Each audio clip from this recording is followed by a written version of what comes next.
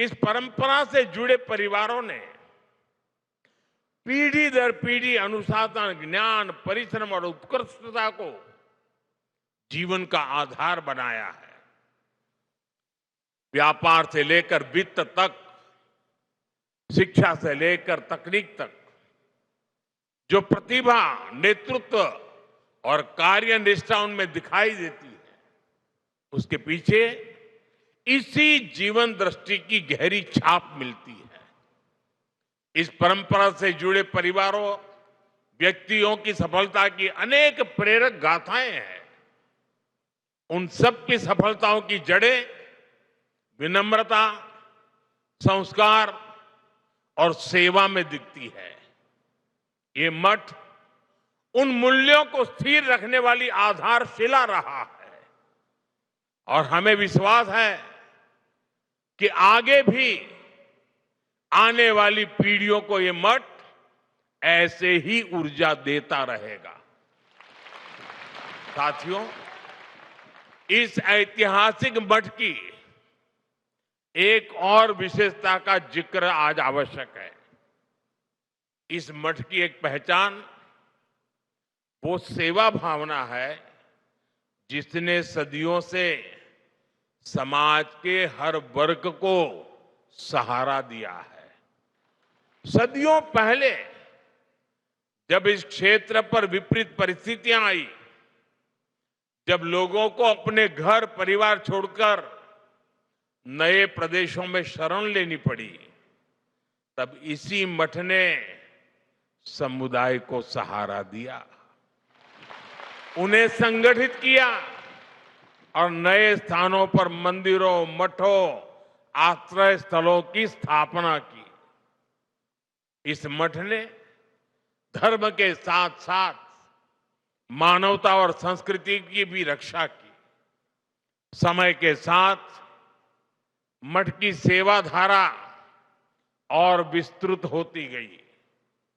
आज शिक्षा से लेकर छात्रावासों तक, वृद्ध सेवा से लेकर जरूरतमंद परिवारों की सहायता तक, इस मठ ने अपने संसाधनों को हमेशा लोक कल्याण के लिए समर्पित रखा है।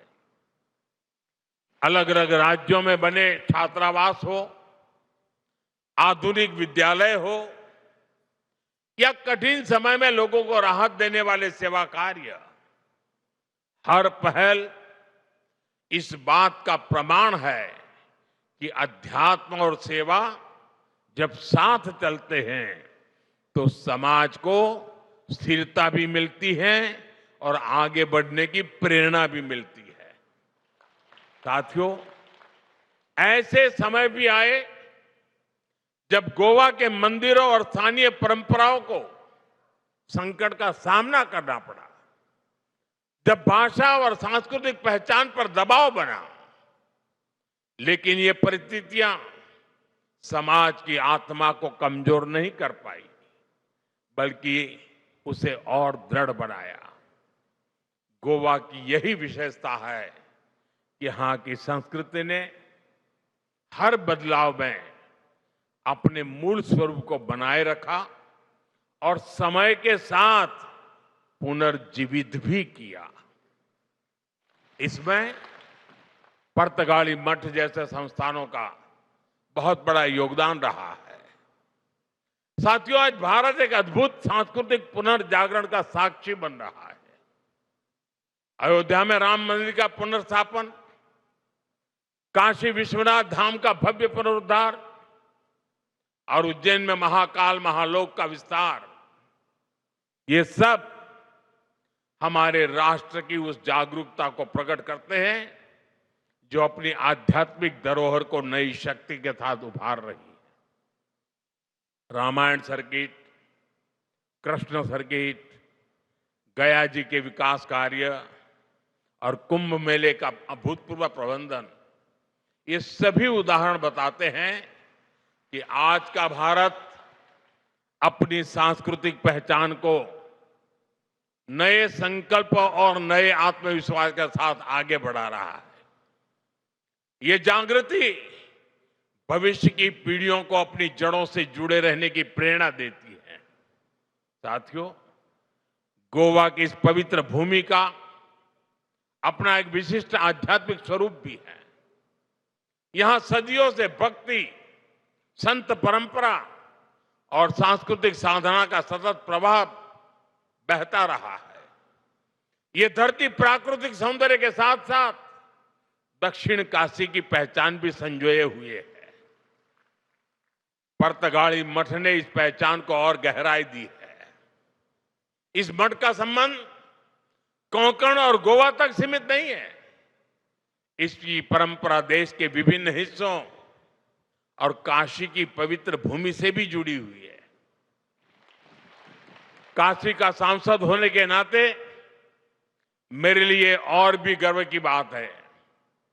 संस्थापक आचार्य श्री नारायण तीर्थ ने उत्तर भारत की अपनी यात्राओं के दौरान काशी में भी एक केंद्र स्थापित किया था, जिससे इस मठ की आध्यात्मिक धारा का विस्तार दक्षिण से उत्तर तक हुआ। आज भी काशी में उनके द्वारा स्थापित केंद्र समाज सेवा का माध्यम बना हुआ है। साथियों, आज जब इस पवित्र मठ के 550 वर्ष पूरे हो रहे हैं, तब हम इतिहास का उत्सव मनाने के साथ ही भविष्य की दिशा भी तय कर रहे हैं। विकसित भारत का रास्ता एकता से होकर जाता है। जब समाज जुड़ता है, जब हर क्षेत्र, हर वर्ग एक साथ खड़ा होता है, तभी राष्ट्र बड़ी छलांग लगाता है। श्री संस्थान गोकर्ण पर्तगाली जीवोत्तम मठ का प्रमुख ध्येय लोगों को जोड़ना, मन को जोड़ना, परंपरा और आधुनिकता के बीच सेतु बनना है। इसलिए विकसित भारत की यात्रा में यह मठ एक प्रमुख प्रेरणा केंद्र की भूमिका में भी है। साथियों, जिनसे मेरा स्नेह होता है, वहां मैं आदरपूर्वक कुछ आग्रह करता हूं। जैसे पूज्य स्वामी जी ने मुझे एक काम दे दिया एकादशी का।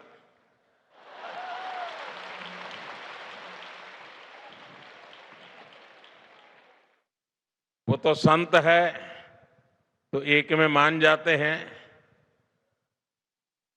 लेकिन मैं एक में मानने वालों में से नहीं हूं। और इसलिए आज आपके बीच आया हूं तो मेरे मन में सहज ही कुछ बातें आ रही हैं, जिन्हें मैं आपसे साझा करना चाहता हूं। मैं आपसे 9 आग्रह करना चाहता हूं, जिसे आपके संस्थान के माध्यम से जन जन तक पहुंचाया जा सकता है। ये आग्रह 9 संकल्प की तरह हैं। विकसित भारत का सपना तभी पूरा होगा जब हम पर्यावरण की रक्षा को अपना धर्म माने। धरती हमारी माता है और मठों की शिक्षा हमें प्रकृति का सम्मान करना सिखाती है। इसलिए हमारा पहला संकल्प होना चाहिए कि हमें जल संरक्षण करना है, पानी बचाना है, नदियों को बचाना है। हमारा दूसरा संकल्प होना चाहिए कि हम पेड़ लगाएंगे। देश भर में एक पेड़ मां के नाम अभियान को गति मिल रही है। इस अभियान के साथ अगर इस संस्थान का सामर्थ्य जुड़ जाएगा तो इसका प्रभाव और व्यापक होगा। हमारा तीसरा संकल्प होना चाहिए स्वच्छता का मिशन। आज जब मैं मंदिर परिषद में गया तो वहां की व्यवस्था, वहां का आर्किटेक्चर, वहां की स्वच्छता मेरे मन को बड़ी प्रभावित कर गई। मैंने स्वामी जी को कहा भी, कितना शानदार तरीके से इतना संभाला है। हमारी हर गली, मोहल्ला, शहर स्वच्छ होना चाहिए। चौथे संकल्प के रूप में हमें स्वदेशी को अपनाना होगा। आज भारत आत्मनिर्भर भारत और स्वदेशी के मंत्र पर आगे बढ़ रहा है। आज देश कह रहा है vocal for local, vocal for vocal for vocal for. हमें भी इस संकल्प को लेकर आगे बढ़ना है। साथियों, हमारा 5वां संकल्प होना चाहिए देश दर्शन। हमें देश के अलग अलग हिस्सों को जानने समझने का प्रयास करना चाहिए। छठे संकल्प के रूप में हमें नेचुरल फार्मिंग को अपने जीवन का हिस्सा बनाना चाहिए। हमारा 7वां संकल्प होना चाहिए कि हम हेल्दी लाइफस्टाइल को अपनाएंगे। हम श्री अन्न मिलेट्स अपनाएंगे और खाने में तेल की 10% मात्रा कम करेंगे। 8वें संकल्प के तौर पर हमें योग और खेल को अपनाना होगा। और 9वें संकल्प के रूप में हम किसी ना किसी रूप में गरीब की सहायता करेंगे। अगर एक परिवार भी गोद ले लेना ना, हम देखते ही देखते हिंदुस्तान का रूप रंग बदल जाएगा। साथियों, हमारे मठ इस संकल्प को जन संकल्प बना सकते हैं।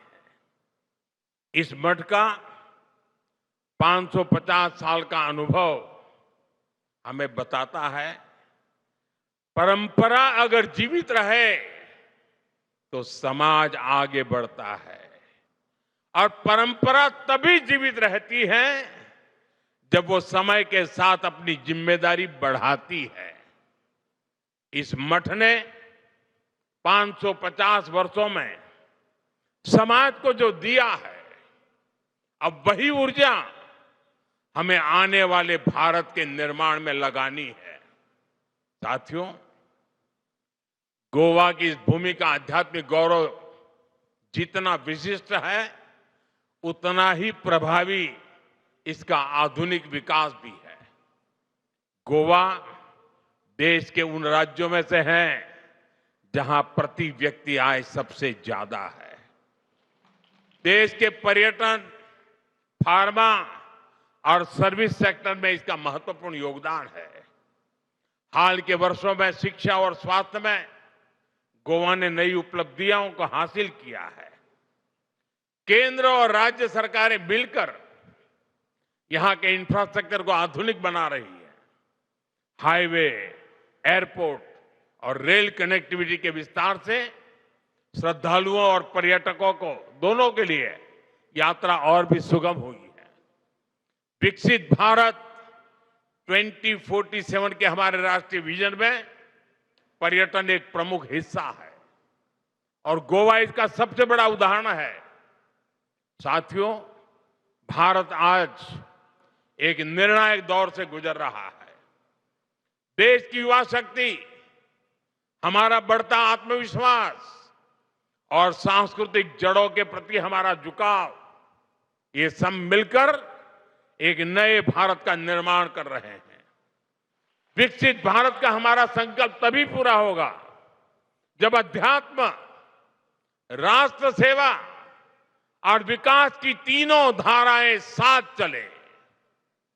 गोवा की ये भूमि और यहां का ये मठ उसी दिशा में एक महत्वपूर्ण योगदान दे रहे हैं। आज पूज्य स्वामी जी ने मेरे लिए बहुत सारी बातें बताई। बहुत सी चीजों के लिए उन्होंने मुझे क्रेडिट दिया। मैं उनका बहुत आभारी हूं। जो भावना उन्होंने व्यक्त की, लेकिन सच्चाई ये है, ये जो कुछ भी है जिसे आप अच्छा मानते हैं, वो मोदी का नहीं, 140 करोड़ देशवासियों का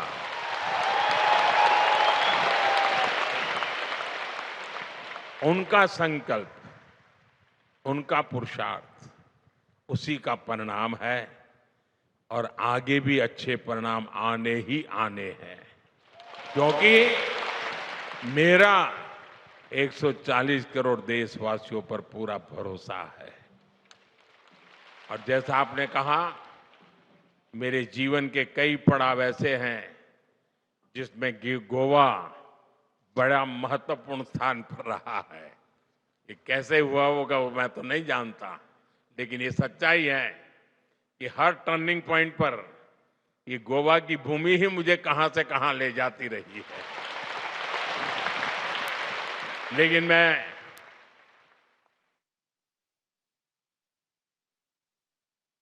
पूज्य संत श्री का बहुत आभारी हूं। उनके आशीर्वाद के लिए मैं एक बार फिर आप सभी को इस पवित्र अवसर पर हृदय से बहुत बहुत शुभकामनाएं देता हूं। बहुत बहुत धन्यवाद।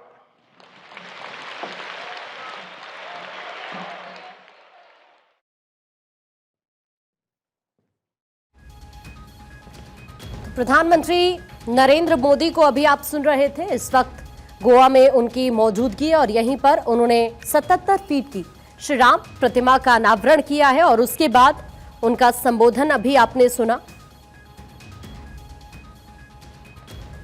प्रधानमंत्री नरेंद्र मोदी यहां पर यह कहते हुए कि आज रामायण पर आधारित एक थीम पार्क का उद्घाटन भी हुआ है। आज इस मठ के साथ जो नए आयाम जुड़े हैं वो आने वाली पीढ़ियों के लिए ध्यान, प्रेरणा और साधना के स्थायी केंद्र बनने जा रहे हैं। ऐसे समय भी आए हैं जब गोवा के मंदिरों और स्थानीय परंपराओं को संकट का सामना करना पड़ा, जब भाषा और सांस्कृतिक पहचान पर दबाव बना, लेकिन ये परिस्थितियां समाज की आत्मा को कमजोर नहीं कर पाई बल्कि उसे और दृढ़ बनाया। गोवा की यही विशेषता है कि यहाँ की संस्कृति ने हर बदलाव में अपने मूल स्वरूप को बनाए रखा और समय के साथ पुनर्जीवित भी किया। इसमें पुर्तगाली मठ जैसे संस्थानों का बहुत बड़ा योगदान रहा है।